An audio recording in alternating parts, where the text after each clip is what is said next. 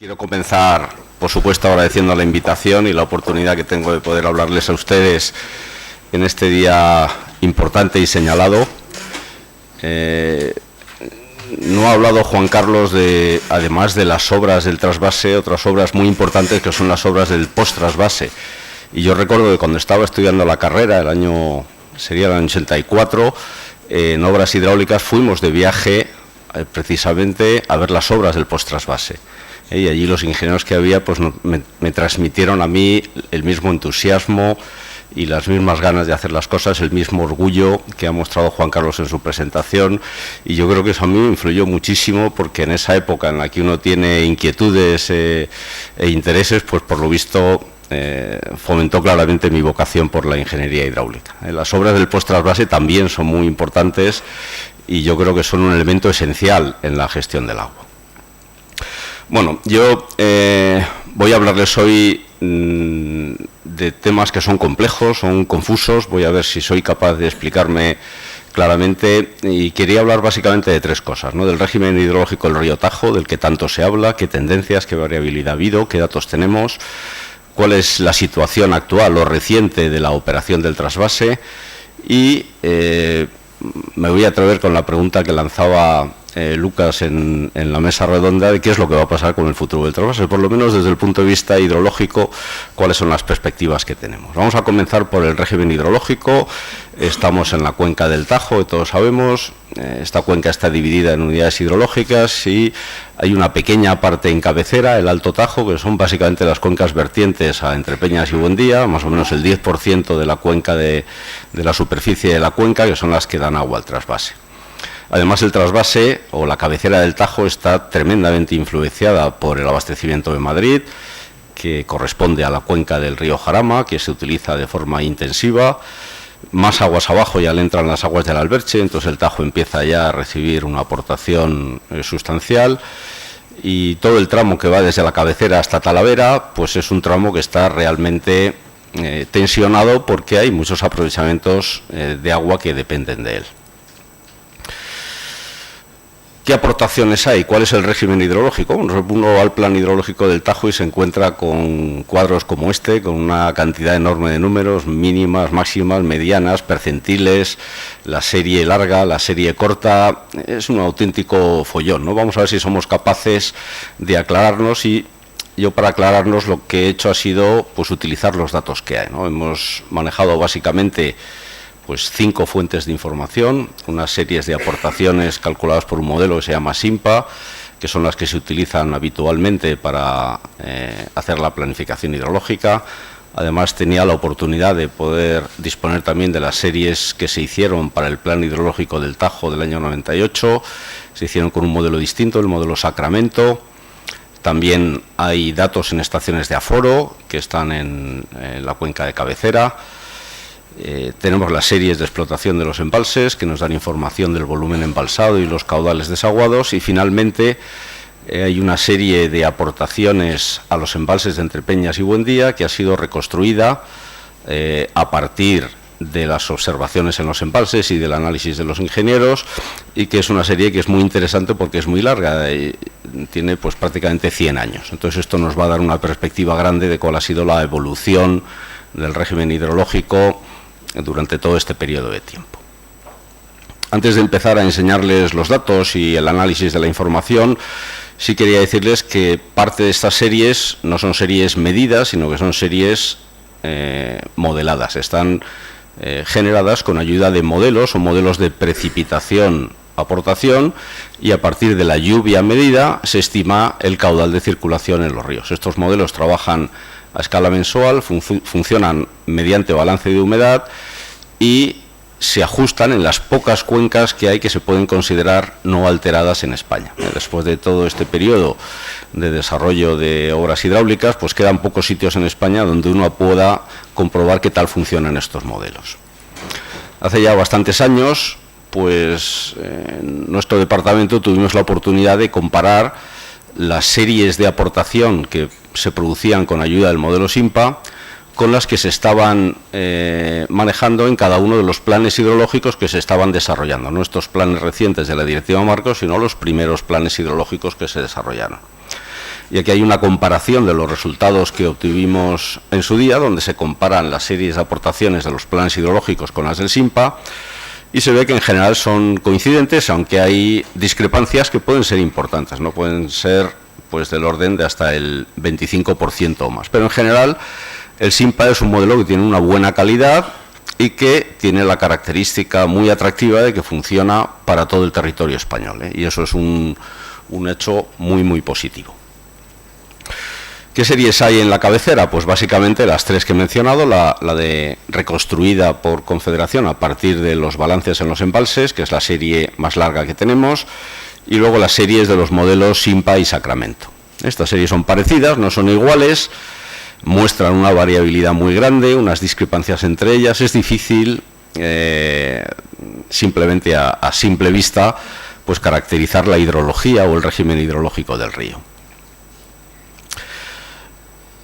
Esta es una comparación entre lo que dice el modelo SINPA y lo que dice el modelo Sacramento.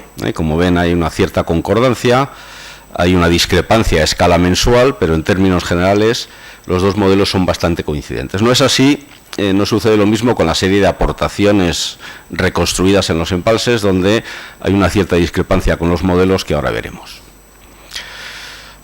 Una primera forma que tenemos de analizar las series es ver pues los años, separar años húmedos y años secos. En la serie larga, pues aquí están marcados en azul las aportaciones anuales en años húmedos y en color marrón las aportaciones en años secos. Lo primero que llama la atención de esta serie es que la mayor parte de los años secos se han producido al final, o mejor dicho, la mayor parte de los años de las aportaciones de los últimos 20-30 años pues han sido años secos. Se ve claramente que hay una cierta variabilidad, una cierta tendencia en la serie. Y esto lo confirmamos si ordenamos las aportaciones de mayor a menor, y vemos que aquí tenemos marcadas en azul las aportaciones anteriores al año 80 y en marrón las aportaciones posteriores al año 1980. Se ve que este último periodo, después de 1980, pues se han producido pues la mayor parte de las aportaciones de sequía, pequeñas, escasas, en la cuenca. Una forma más objetiva de analizar esto, que se podría ver a simple vista, o de la impresión que podemos tener a simple vista, pues sería el análisis de lo que nosotros llamamos la media móvil. Es un concepto muy sencillo, es simplemente hacer la media de las aportaciones durante un periodo de tiempo suficientemente amplio y representativo. Yo he tomado aquí un periodo de 20 años y entonces en el punto central de este periodo pues marcamos la aportación media, y estudiamos la evolución en el tiempo de esta aportación media.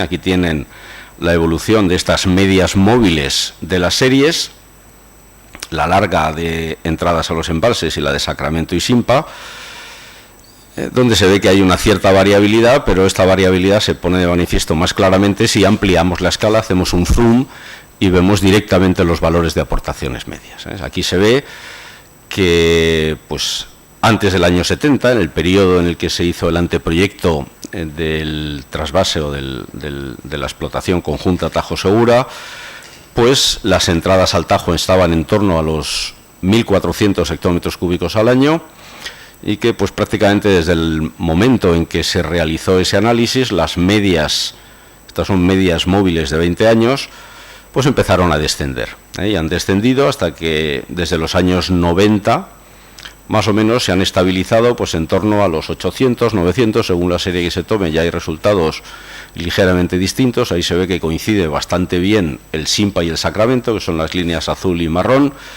y la serie de entradas pues dan unas medias móviles ligeramente por debajo, pero claramente se ve que hay un descenso de las aportaciones muy significativo y muy acusado.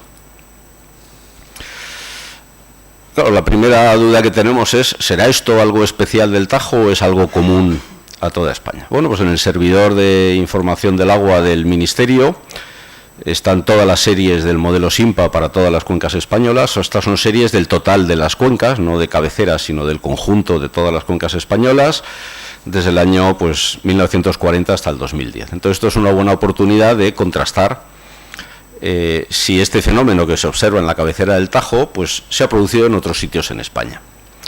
problema es que las cuencas tienen tamaños diferentes y por lo tanto las aportaciones son distintas entre sí. Por eso lo que hacemos es normalizarlas, simplemente dividiendo por su valor medio. Dividimos las aportaciones por su valor medio y así son todas ellas comparables. Si hacemos las aportaciones medias, pues tenemos este gráfico que es un poco confuso, pero que se ve claramente que los fenómenos que habíamos visto para la cabecera del Tajo pues han ocurrido de forma análoga en todas las cuencas españolas. Todas las cuencas han experimentado este descenso importante de medias móviles desde los años 70 hasta los años 90, y desde los años 90 pues más o menos parece que se ha mantenido establemente. Hay una cierta dispersión de comportamientos. Claramente la cuenca de cabecera, que es esta línea roja, y la del Tajo son las que han mostrado una mayor variabilidad, y por comparación pues les presento aquí en marrón la línea del Segura, que pues ha presentado una variabilidad menor. La duda que nos surge es ¿a qué es esto debido? ¿Ha cambiado el comportamiento hidrológico? ¿Qué es lo que ha sucedido? Y para eso pues podemos estudiar la relación entre la lluvia y la escorrentía. Estas son las series para toda la cuenca del Tajo de media móvil de precipitación, esta línea verde, y esta media móvil de escorrentía en toda la cuenca. Y se ve claramente pues que han seguido vidas paralelas, ¿verdad? Este descenso en las escorrentías se puede explicar bastante fácilmente como consecuencia de un descenso en las aportaciones. Si queremos verlo más claro, podemos normalizar estas series, es decir, dividir cada una de ellas por su media, y si comparamos las series normalizadas, la verde es la de precipitación, la azul es la de escorrentía, vemos que han tenido descensos paralelos. Aquí da la sensación de que ha descendido más la escorrentía que la precipitación, y por lo tanto pues podría valer la pena estudiar si esto es así o no.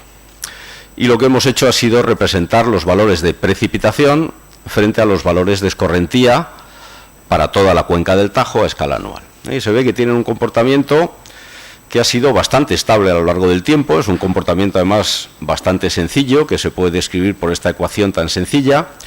Lo que pasa es que la relación entre precipitación y escorrentía es aproximadamente lineal. Vean aquí que en este análisis de regresión el coeficiente de regresión es muy elevado, quiere decir que el modelo es bueno, pero el problema es que no se establece directamente entre precipitación y escorrentía, sino que se establece entre lo que se llama la precipitación neta, que para la cuenca del Tajo pues tiene un umbral de escorrentía aproximadamente de 360 milímetros. Entonces quiere decir que la relación es directa entre precipitación y escorrentía, pero si descontamos la precipitación neta. Claro, ahí el problema es que si las precipitaciones que hemos visto que han descendido siguieran descendiendo, pues corremos el riesgo de quedarnos prácticamente sin escorrentía. La realidad es que este tipo de relaciones, cuando se reduce mucho la precipitación, abandonan esta relación lineal. Aquí tienen una cierta curvatura y se salen del modelo lineal, pero está claro que si siguiera descendiendo mucho la precipitación, la escorrentía podía disminuir de forma drástica, es decir, prácticamente casi anularse. Lo cual es una característica, en principio, preocupante de la relación entre precipitación y escorrentía en la cuenca del Tajo. Otra característica que podríamos analizar, esto era la tendencia, hemos visto cómo ha evolucionado, qué tendencia ha tenido a lo largo del tiempo. Se ha mencionado también antes la variabilidad de estas series, porque no solamente es cómo evoluciona el valor medio, sino qué variabilidad tienen. Y nosotros técnicamente utilizamos un gráfico que es un poco complicado de explicar, pero que visualmente da muchísima información, y por eso voy a perder unos minutos en contar cómo hacemos este gráfico. Lo llamamos el gráfico de diferencias acumuladas, y lo que hacemos es, en una serie cualquiera, representamos los valores acumulados de aportación, es decir, todos los meses vamos sumando la aportación y vamos representando ese valor acumulado. Y lo comparamos con el valor que correspondería a la acumulación de la aportación media, del caudal medio. Esa línea roja. Y la diferencia entre los dos nos va a dar una idea de cómo varía la serie, cómo es la serie de variable. De manera que lo que vamos a ir acumulando ahora no es la aportación acumulada, sino las diferencias de la aportación con relación a su media. Esa es la serie que llamamos de diferencias acumuladas. Esta serie se puede comparar, se pueden obtener diferencias con la aportación media o con cualquier otro valor de referencia que se quiera utilizar. Pero tiene una característica muy importante, muy singular, y es que cuando la tendencia es creciente, corresponde a un ciclo húmedo, que son estos ciclos que están aquí marcados en este ejemplo en verde. Y cuando la tendencia es decreciente, corresponde a ciclos secos, que son los ciclos marcados en azul. Y las desviaciones máximas acumuladas con relación a la media nos dan una idea de la variabilidad de la serie. Es decir, cuanto más nos alejemos de la horizontal, tenemos una serie que es más variable. No solamente que tenga una media que puede ir evolucionando en el tiempo, sino además que presenta una variabilidad interanual más significativa. Bueno, pues estos son los valores de las 3 series de cabecera con las que hemos podido trabajar, representadas con relación a la media común del periodo común, que es el año 1940-2000. Ahí se ve que ha habido inicialmente un ciclo húmedo, luego hubo un ciclo que mayormente se puede decir que es un ciclo seco, desde más o menos los años 40 hasta finales de los años 50, años 60, en el que los modelos presentan una cierta discrepancia, es decir, cada una de las series presenta un comportamiento distinto, pero a partir de 1960 había un ciclo húmedo muy acusado, que es el periodo en el que se concibió, se proyectó la obra del trasvase, y más o menos desde el momento en que entró en explotación, pues hemos entrado en un ciclo seco muy importante. Y además se ve que estas desviaciones acumuladas son del orden de pues 5 veces la aportación anual media del periodo. O sea, es una desviación muy significativa. Quiere decir que son series muy variables. Otra característica interesante que tienen estas series es que la autocorrelación es relativamente baja. Esto quiere decir que si uno intenta estimar cuál va a ser la aportación de un año a partir de la aportación del año anterior, pues no tiene mucho éxito. Lo que suceda un año no predetermina, no precondiciona en gran medida lo que va a suceder el año siguiente. Esto es una circunstancia favorable porque indica que la serie tiene poca persistencia, pero como tiene una gran variabilidad, pues eso da lugar a series que presentan un comportamiento hidrológico que es errático. Si comparamos lo que sucede en la cuenca del Tajo con lo que sucede en el resto de las cuencas de España, a partir de las aportaciones del modelo SIMPA, pues podemos generar estos gráficos de diferencias acumuladas de todas las cuencas españolas, que de nuevo tienen el problema de la diferente aportación media que tiene cada cuenca, pero si lo corregimos trabajando con los valores normalizados, pues vemos que todas las cuencas tienen una variabilidad, pero que la cabecera del Tajo presenta una variabilidad más acusada de lo normal en España. Y no solamente la cabecera, sino que incluso la cuenca del Tajo, que es esta línea verde, pues también presenta una variabilidad importante. O sea que estamos hablando de una de las cuencas con más variabilidad de España. Por otra parte, esto es lógico porque el Tajo está en la frontera entre la España húmeda y la España seca y por lo tanto está expuesta posiblemente a más variabilidad que el resto de las cuencas. Esta línea marrón es la cuenca del Segura, que es otra referencia que podemos utilizar, que ha presentado una variabilidad pues relativamente menor. Y ya por último, quería comparar la variabilidad en las cuencas, en las series que trabajamos, que son series no medidas directamente, con la variabilidad que se aprecia en algunas estaciones de aforo en la cabecera del Tajo, que son medidas directas de caudal, entre las que destaca, pues, por ejemplo, la cuenca de Trillo, la cuenca de Trillo es esta línea azul clara, que presenta una mayor variabilidad, pero que en el periodo más reciente, pues presenta un descenso de valores menos acusado que el de la serie de cabecera en cualquiera de las 3 variantes que estamos utilizando. Y este descenso de valores menos acusado, pues lo comparten también otras cuencas que son menos representativas, porque estas estaciones de aforo tienen una cuenca vertiente mucho menor, ¿no? Pero la Trillo es una serie de medición directa, aguas arriba de la cabecera, que es bastante representativa. Bueno, como resumen de esta primera parte, que es un poco árida y quizá pesada, podemos decir que las series presentan un periodo húmedo hasta el año 75 y luego un periodo seco, que es una tendencia que es común a toda España.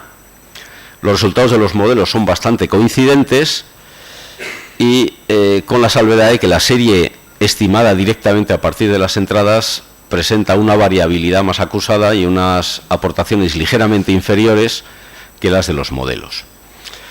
El Tajo tiene en el conjunto de España una cierta singularidad en el sentido de que posiblemente es la cuenca que presenta una mayor variabilidad. O sea que estamos hablando de un régimen hidrológico que es complejo y confuso incluso para los que trabajamos en este mundo. La segunda parte es cuál puede ser la situación reciente que se observa en la explotación del trasvase, ¿no? Y para eso pues tenemos que ser conscientes de que la operación del trasvase es muy compleja, ¿no? Hay unos criterios de explotación, unas prácticas establecidas en las que básicamente se ha establecido un valor máximo del trasvase y que se utilizan para trasvasar únicamente los recursos que se consideran excedentarios, respetando un valor de caudal ecológico en el propio río. Pero esto ha dado lugar a reglas de operación que son bastante complejas, incluso en muchos casos se remiten a decisiones directas por el Consejo de Ministros. Y para intentar estructurar, organizar un poco toda esta información, pues lo que hemos hecho ha sido pues utilizar los datos disponibles, ¿no? Los datos hidrológicos y datos de operación del trasvase. Si comparamos durante el periodo de explotación del trasvase la serie de aportaciones que ha habido en el Tajo, distinguiendo entre años húmedos y años secos, con la serie de volúmenes trasvasados, que son esas líneas en un color ligeramente más claro, se ve que tampoco ha habido una relación directa. Es decir, ha habido años donde tenemos mucha aportación y se ha trasvasado relativamente poco, ha habido años donde la aportación ha sido escasa y se ha trasvasado una cantidad incluso superior a la aportación natural de la cuenca. Esto es así porque efectivamente la cuenca está regulada por dos hiperembalses de cabecera y están para eso, precisamente para regular y para desacoplar las incidencias hidrológicas naturales de las necesidades de operación y de explotación. Pero ya se ve claramente que la explotación ha sido difícil, compleja y que ha respondido a condiciones muy variables. ¿Qué datos hay? Pues hay unos datos de volumen embalsado, donde si se estudia la serie de volúmenes embalsados entre Peñas y Buendía, se ve que nada más comenzar la explotación del trasvase se produjo un descenso muy importante, descenso que en algunos casos se ha atribuido al trasvase, pero que vamos a ver inmediatamente que no es así, que no se debió este descenso del nivel de aportación, de explotación de los embalses a un gran volumen trasvasado. En los caudales de salida sí también se aprecia un antes y un después de la entrada en función del trasvase, porque el aspecto visual de la serie es claramente diferente. Es lógico porque ha entrado en funcionamiento, en servicio, una infraestructura muy importante y lógicamente la serie tiene que ser sensible a ello. A nosotros nos gusta este gráfico, si no lo siguen muy bien, tampoco es muy importante, pero lo que hacemos es con la serie de diferencias acumuladas, representamos también las diferencias acumuladas de la explotación del embalse, que es esta línea roja. Y si marcamos a una distancia igual a la capacidad de embalse, copiamos la serie de entradas de nuevo, pues la curva de abajo representa la situación de embalse lleno, la curva de arriba representa la situación de embalse vacío y la distancia entre la línea azul y la roja son los volúmenes embalsados mensualmente. Aquí se ve claramente que la situación ha sido compleja y que ha habido distintos criterios de explotación a lo largo del tiempo. No hay un paralelismo muy grande, ni ha habido ni siquiera una explotación estable de la infraestructura. Ha ido respondiendo a criterios que han ido cambiando en el tiempo.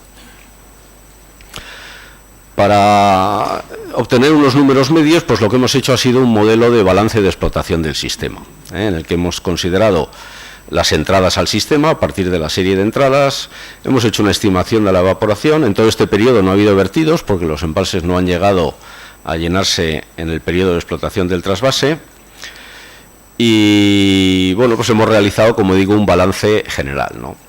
Más o menos la aportación media según la serie de entradas a los embalses en el periodo de explotación en el que teníamos datos ha sido del orden de 800 hectómetros cúbicos al año. Y estas son las entradas al sistema, a la que hay que añadir un valor correspondiente al desembalse neto desde el volumen de embalse que había cuando se empezó a operar el trasvase al volumen de embalse que hay al final de la serie. Corresponde más o menos a unos 35 hectómetros cúbicos al año, lo cual nos da unas entradas globales de 843 hectómetros cúbicos al año. Estos 843 pues se han repartido entre unos 50 hectómetros cúbicos que se han perdido por por evaporación de valor medio al año, y las sueltas que están pues en torno a las 800, 793. Estas son las sueltas que se deducen de la operación, pero que se pueden comparar con las sueltas medidas, y tampoco hay una diferencia muy grande. Al final, este volumen anual soltado medio se ha repartido entre unos 320 hectómetros cúbicos año de media que han ido para el trasvase. Se ha ido operando con un caudal ecológico de 6 metros cúbicos por segundo, que vamos a ver inmediatamente, que da lugar a unos 190 hectómetros cúbicos al año de aportación media, y la diferencia se considera que ha respondido a la atención de las necesidades de la cuenca propia del Tajo, son unos 283. Este es el balance de explotación medio del sistema. Si comparamos las series calculadas mediante este modelo de balance con las medidas, se ve que hay un ajuste bastante bueno, que se mejora incluso si a la serie medida le sumamos la evaporación. Pero en general el modelo funciona bastante bien, lo cual quiere decir que las cifras pues son fiables. Si vemos la evolución de los valores anuales a lo largo del tiempo de explotación, vemos que las sueltas al Tajo han ido cambiando bastante, pero los dos valores estimados y calculados coinciden bastante bien. Esta línea azul clara corresponde al caudal ecológico, el caudal de 6 metros cúbicos por segundo. Las sueltas directas al Tajo, las que corresponden a la necesidad del Tajo, son esta línea roja, que hubo unos desembalses muy importantes al principio del periodo de explotación y luego se han reducido considerablemente. Y finalmente esta línea verde corresponde a las sueltas destinadas al trasvase Tajo Segura, que también ha ido evolucionando en el tiempo. Las dos líneas marrones son las líneas de aportaciones y reservas en los embalses, que han ido evolucionando pues bastante paralelamente. Vemos que si comparamos lo que ha entrado en el sistema con lo que ha salido, los valores son coincidentes, no son exactamente los mismos, porque gracias a poder disponer de un volumen de regulación hiperanual se pueden desacoplar estas dos series, pero la realidad es que de esta capacidad potencial de embalse de 2.400 hectómetros cúbicos se ha utilizado una fracción relativamente pequeña. Al final, el reparto de las sueltas o de las disponibilidades de agua que ha habido en cabecera a lo largo del tiempo es el que tenemos en este gráfico, donde en la parte de base está el caudal ecológico.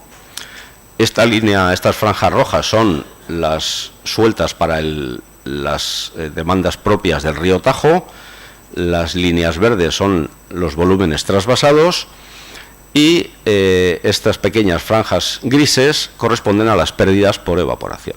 Aquí se ve bien que al principio de la explotación del trasvase no se trasvasaron unos volúmenes muy importantes, pero sí se soltó una cantidad de agua muy grande al río Tajo, por motivos que yo desconozco. No sé si Juan Carlos ha sido capaz de averiguar por qué se hicieron estos desembalses, pero la realidad es que en los últimos años, aproximadamente en los últimos 20 años, la explotación del Tajo se ha ajustado muy bien a unas demandas que son bastante estables.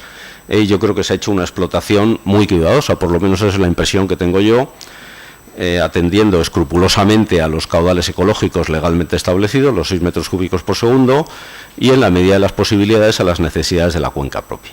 Y el resto, como está contemplado en los planes de operación, pues se ha destinado al trasvase.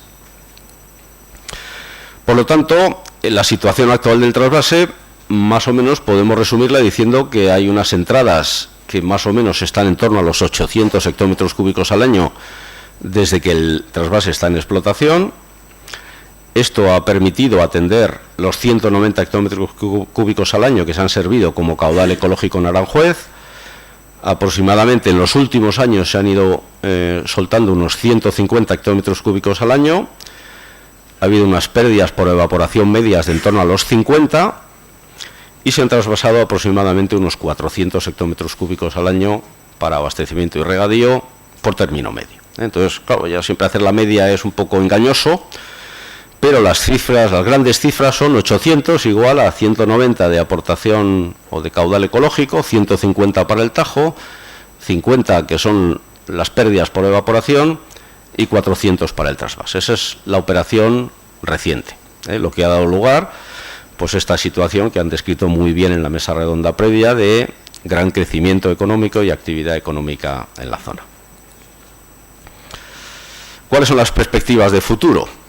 Bueno, pues tal y como está la situación, dependerá de las variables que lo condicionan, ¿verdad? Que son las entradas al sistema, qué aportaciones tenemos. Vemos que la serie ha sido muy variable. Todo el mundo habla de cambio climático y eso introduce una cierta incertidumbre sobre la posible variabilidad futura.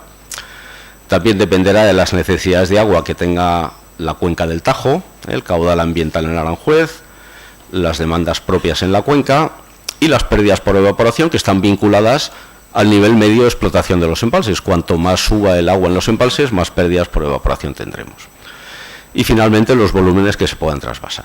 Entonces estos son los factores que condicionan, pero no debemos perder de vista que el factor fundamental condicionante es la voluntad de los responsables de la operación de la infraestructura. La infraestructura está allí, es una posibilidad que existe, pero lo que hagamos con la infraestructura depende de la voluntad que tengamos.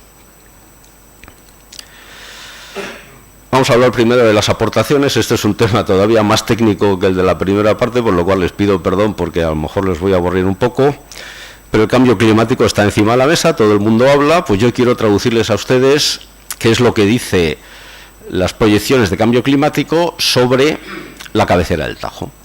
Hay un estudio muy bueno que lo ha hecho el CEDES, es la segunda edición de este estudio, se hizo uno en 1912, se ha revisado recientemente en 2012, se ha revisado en el 2017, es un estudio en el que se ha trabajado con 12 proyecciones de temperatura y precipitación en 2 escenarios de emisiones, con distintos modelos de clima global que han sido regionalizados por la Agencia Española de Meteorología. Es como si dijéramos el estado del arte del análisis del cambio climático en recursos hídricos, que lo ha hecho el CEDES. Yo creo que este es un trabajo excelente, desde el punto de vista técnico, impecable.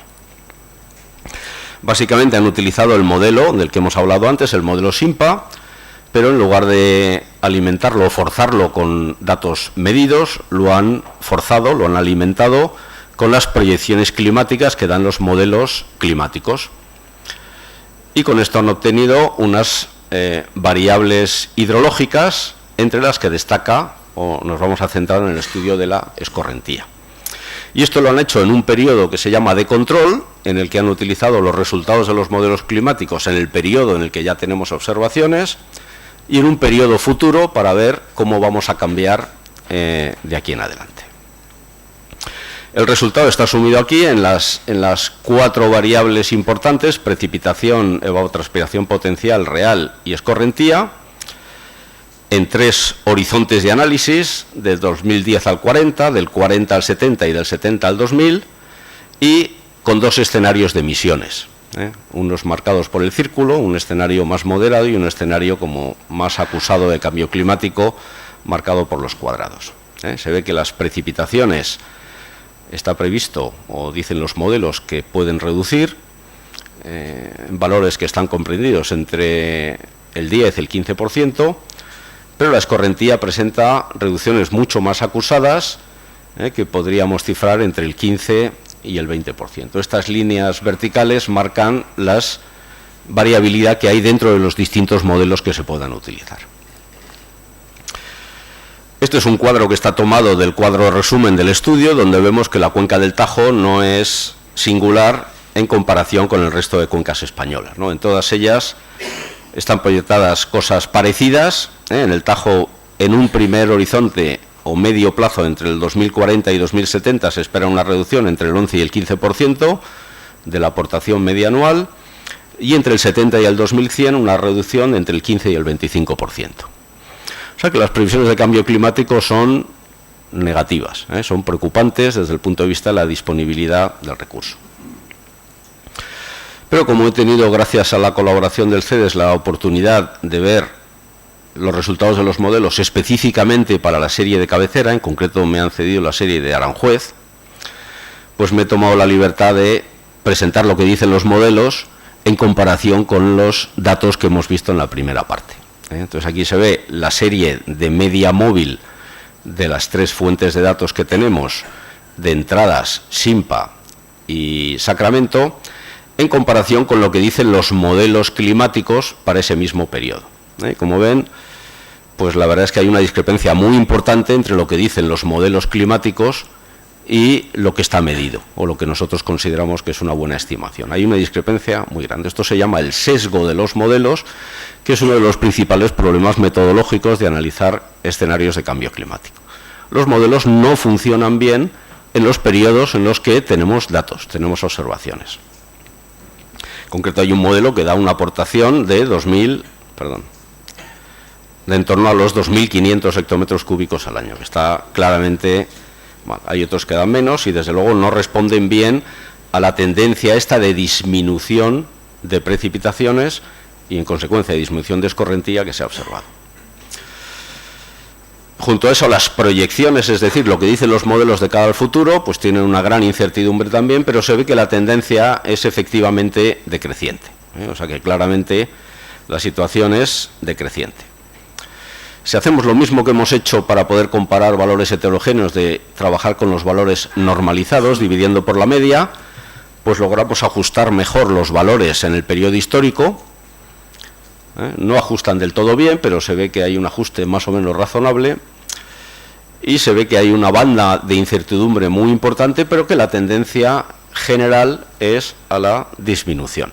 Y disminuciones que en muchos casos están bastante por debajo de reducciones del 20% en el escenario de largo plazo para finales de siglo. O sea que el cambio climático da conclusiones preocupantes.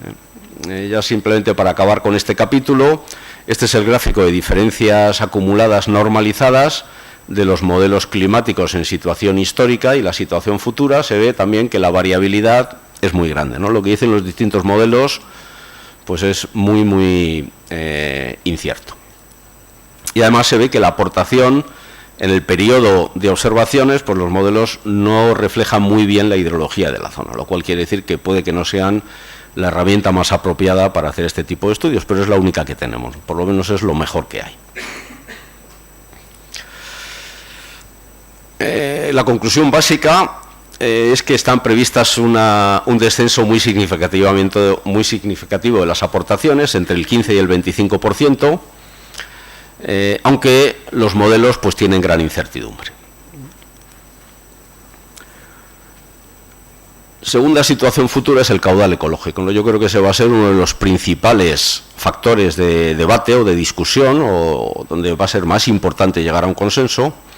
El caudal con el que se ha venido operando está establecido legalmente a través de una disposición legal, que es la Ley del Régimen Económico de la Explotación del Acueducto Tajo Segura, que es del año 80, donde se fijó, creo que el primer caudal que podríamos interpretar como ecológico de la operación o de la gestión hidráulica española. Se fijó un caudal mínimo de 6 metros cúbicos por segundo en Aranjuez.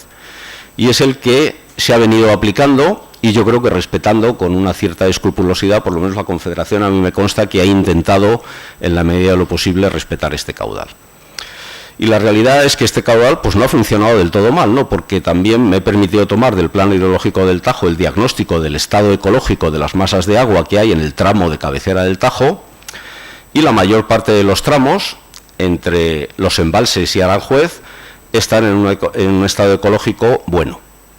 Hay solamente 2 tramos que tienen estado peor que bueno, que son el río Tajo en Aranjuez y el río Tajo entre Zorita y Almoguera. Por lo tanto, esto quiere decir que la operación no ha comprometido de forma dramática el comportamiento ambiental del tramo de cabecera del Tajo. Habrá algunos puntos singulares que tienen problemas medioambientales, pero si efectivamente ese caudal hubiera sido claramente insuficiente, todos los estados ecológicos de todos los tramos aguas abajo de Bolarque pues estarían claramente afectados y se notaría en este diagnóstico que se ha hecho en el Plan del Tajo. ¿Cuál es el futuro? Bueno, pues el futuro dependerá del criterio que se siga a la hora de la determinación de los caudales ecológicos. El Plan del Tajo incluye un anejo de cálculo de caudales ecológicos, donde se ha aplicado exactamente la misma metodología para todas las masas de agua, y estos son los resultados en Aranjuez. Frente a los 6 metros cúbicos por segundo de caudal legal, se proponen unos valores de caudal que son aproximadamente el doble, están comprendidos entre 10,5 y 14 metros cúbicos por segundo, lo cual supone entre el 32 y el 42% de la aportación media del río. Es una fracción muy importante. Yo, para ver la repercusión que tiene eso, pues me he permitido preparar este gráfico, es también un poco complejo. Aquí lo que hemos hecho ha sido ordenar cada mes de mayor a menor todas las aportaciones y las hemos representado todas juntas. He visto aquí el caudal ecológico que plantea el Plan Hidrológico del Tajo, el rango de valores, pues parece que está en torno de lo que podría ser razonable. Pero si hacemos un zoom en los caudales bajos, vemos que estos valores de caudal ecológico, muchos años, hay bastantes meses en los que la propia aportación natural del río no lo cumple. Es decir, el propio río, si se demolieran las presas de Entrepeñas y Buendía y se deja circular el caudal, pues no cumpliría el caudal ecológico escandalosamente, en los valores que están estimados. Además, en este anejo de cálculo no solamente se definen estos valores medios, sino que se propone una modulación anual. Y esta modulación anual para el valor superior es la que está representada aquí. Se ajusta todo para el mes más seco, que es el mes de septiembre. Se pone el valor de 14 metros cúbicos por segundo y el resto de los meses se incrementa todavía más. Entonces, aquí ya se ve que es que incluso en concreto este valor máximo supone una aportación media, un caudal medio de 24 metros cúbicos por segundo, que está en torno a los 750 hectómetros cúbicos al año. Es prácticamente igual a la aportación media del río, lo que está calculado como caudal ecológico. Yo creo que aquí hay algo que debería revisarse en cuanto al método de determinación de los caudales ecológicos que está establecido en la instrucción de planificación. A mí esto me parece que desde el punto de vista racional no es una propuesta sensata, teniendo en cuenta la repercusión tan importante que tiene la infraestructura en la cuenca receptora. Finalmente, la tercera pata de la situación del Tajo, aportaciones, caudal ecológico, pues serían las necesidades de agua de la propia cuenca. El Plan Hidrológico ahí tiene una estimación de las necesidades de abastecimiento en dos horizontes, 2016-2033, y supone más o menos un crecimiento de en torno al 20%, que es un crecimiento razonable y creo que sensato. Y desde el punto de vista de los regadíos, la estimación actual está en torno a los 107 hectómetros cúbicos al año, y para el futuro se propone una reducción hasta 86, porque hay una serie de zonas regables que tienen ahora mismo la dotación de 12.000 hectómetros cúbicos al año, que los que vengan probablemente de la zona del post-trasvase les parecerá de ciencia ficción. Entonces, en el propio plan está contemplada una inversión en la modernización de estos regadíos para ajustar estas dotaciones hasta los 7.500 hectómetros cúbicos al año, lo cual supone una reducción en las necesidades de agua para el riego.